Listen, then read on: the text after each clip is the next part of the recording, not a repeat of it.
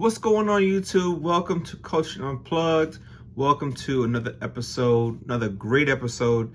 I can't wait to talk to you about this subject because I'm talking about my testimony dealing with bankruptcy, going into a whole investment property. Okay, so truly exciting. I think it'll be of value to you. Make sure you like, subscribe, and hit that notification bell so you don't miss any episode that I decide to drop at any given time. Okay. Without further ado, of course, let's stay unplugged.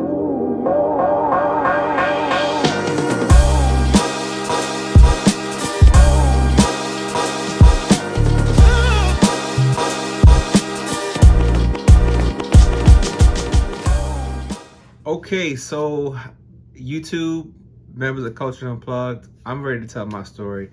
I'm ready to tell my testimony.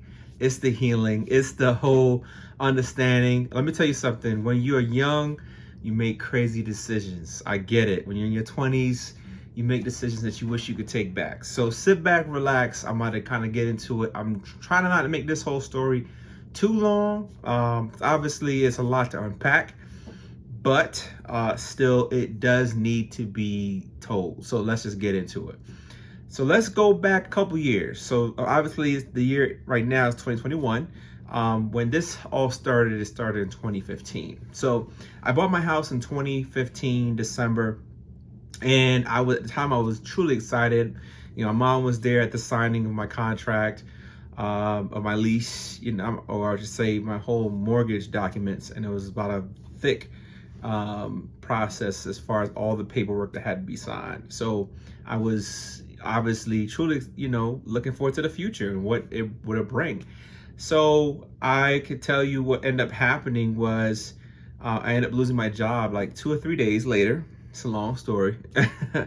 Lost my job, and I was in a situation where I was like in a real pinch. I was like, how am I going to make this work? Usually when you start a mortgage, your payment is not necessarily due until like, I want to say like 2 months later, like a month or 2 months later, because I closed on it, but I would say like a month later, because it was like February when I had to start making my first mortgage payment. But anyway, I was stressed out completely, probably borderline depressed. So what I ended up doing, I had to find cash flow. So I literally drained out my 401k, so any money that I had in there.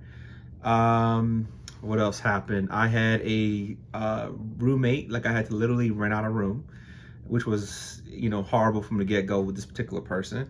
So I would basically try to find any way what I can do to make legit money, okay, legal money. I even did Uber for a couple of months, just to sustain me until I got a job in April. So finally started working, but the money wasn't as hitting as it was my job in 2015. So it took me a while to recover, and during that time I depended on credit cards. I depended on pretty much debt to survive, okay, because the money and cash flow was depleted quite a bit, and I was struggling, y'all, like completely struggling, not knowing what I was gonna do.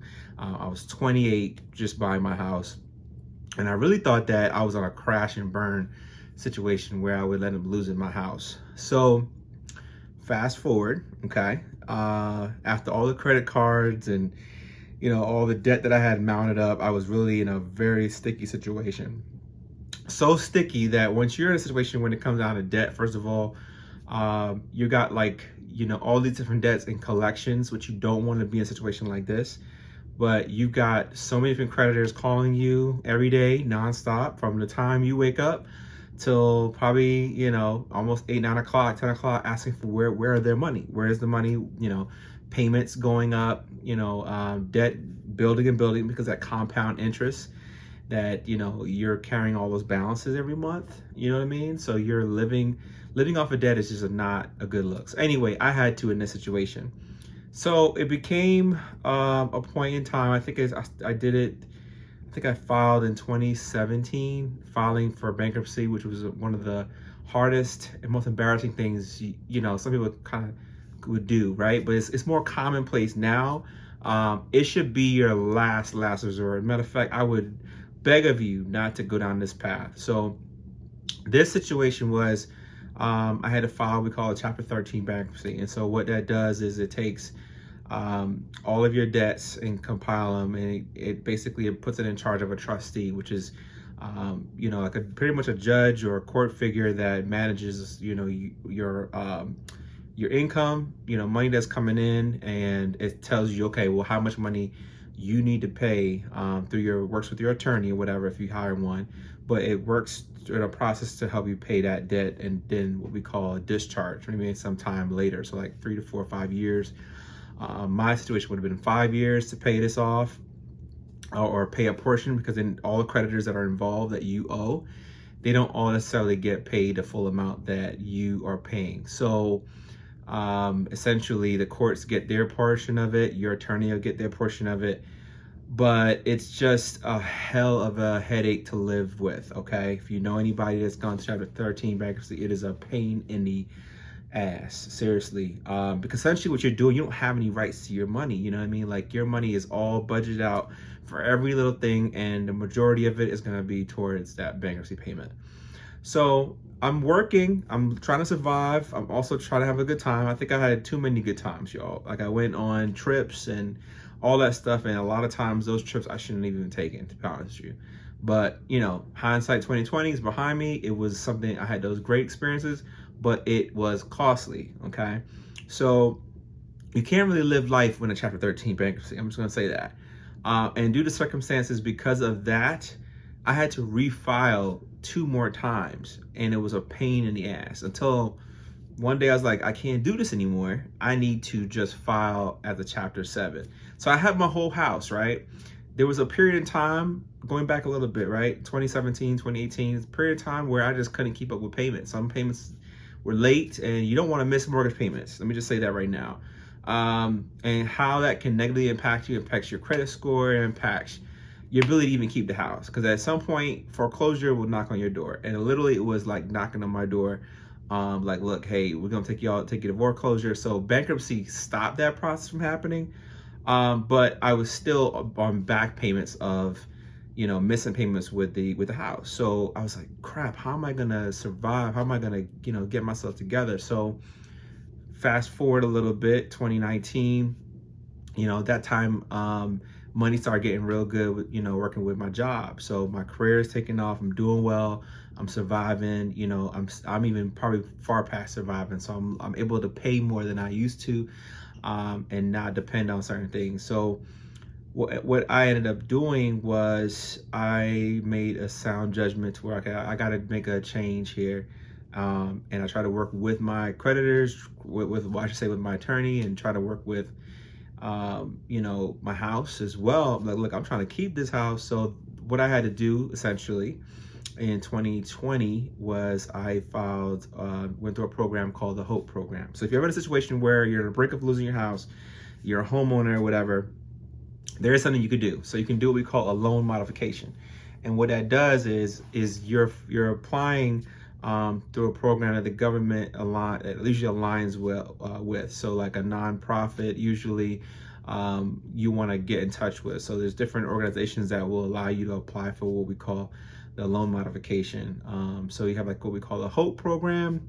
And I don't know all the specifics on it. I'll send you a link in the description so you can kind of get an idea what I'm talking about. But basically, it's a program to help prevent you from losing your house. Okay, it's designed to just do that. So I went through a urban league. So you always want to look at what urban nonprofits are out there to help you.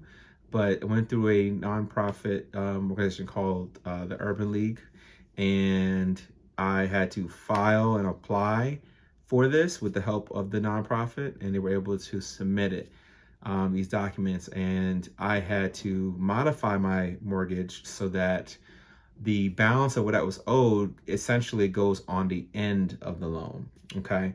I wanted to keep my house for a couple of reasons. First of all, my home is a great house. It's a beautiful house. It has 3 bedrooms, 2.5 bath. It's the home where I had to fight for. I had to really, really fight for it. I had to work hard, even I threw so much thousands of dollars in it. It made no sense for me to just let it go. So a loan modification was the absolute way to do that, especially if I had planned to then have to file into what we call a Chapter 7. And the reason why that is because Chapter 13, like I said, it holds you and locks you down, and you can't do anything.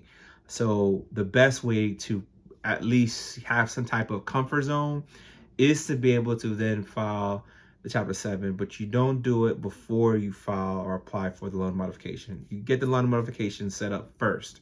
If it's ever a situation, if you ever have to go this road, don't let it be you. Take it for my word. It's just a testimony of mine. But if you ever have to go through it, if you're in a situation or you're about to be in a situation, go ahead and get the modification done and cleared first. Get the approval from your mortgage lender, okay? Because what will happen is if you get approved, you get a whole new loan rate, you get a new lower payment too. And essentially, then at that point, you can file a Chapter 7 bankruptcy, because that Chapter 7 bankruptcy, what it's designed to do is delete, wipe away most of your debts, okay? So that your life can be right back to normal within 60, 70 days. It's going to be on your credit for like 10 years, but at least you have a start from scratch situation. So for this situation, I'm going to tell you how God is good. So yes, obviously the ugly part of the Chapter 7 that had to be filed is done. Chapter 13, 7, they're behind me now. But I have this house where I'm like, I want to get it ready for a family. I want to put somebody in there that I know can keep up with it, not going too much craziness about it. It was that then decided that, okay, this is where I want to do. This is how I want to move forward. So I got, went through online landlord software called Avail, set it up. Basically, it took care of all listings of the home, anything as far as applications, background checks, credit checks, all that good stuff. So the bankruptcy is behind me now, y'all. Okay. So at this point, even with that stain, everything's paid up, everything's back to normal. Like the mortgage lender is where everything is good and on the right side of where it needs to be. In order for me now to be able to say, okay, you know what? I need somebody that's going to be in there, take care of it. So I went through the Avail. Like I said, I put the listing out within 1 day, over 100 applications. That's how crazy it is. I don't know, maybe because the house is just beautiful. But yeah, 1 day I, went through a whole interview process looking for the right people and landed on one guy, awesome dude. And I know for sure this is gonna hit, okay? So got him on a 2-year lease, paying a good substantial amount. Won't get into the two details on that. But I'm just pleased when I tell you that it is possible. It is possible to go from bankruptcy to having an investment property, because now the next 2 years, that money, I'll be generating money off of that profit wise.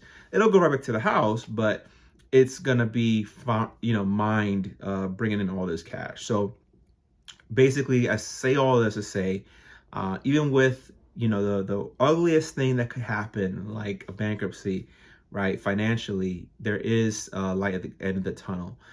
You want to make sure that you take care of your priorities first, especially when it comes down to your house, and have a reserve account for any time, something happens. Like I said, I'm grateful that my loan modification situation for me was approved and worked out well, but it's not always going to work out for everybody. Okay. Everybody has a different situation.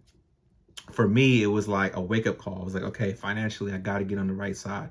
But I came back after 3 days. I dedicated, took some days off vacation wise, and was like, I got to go home and do a lot of this work myself. You know what I mean? So I had to get the house ready.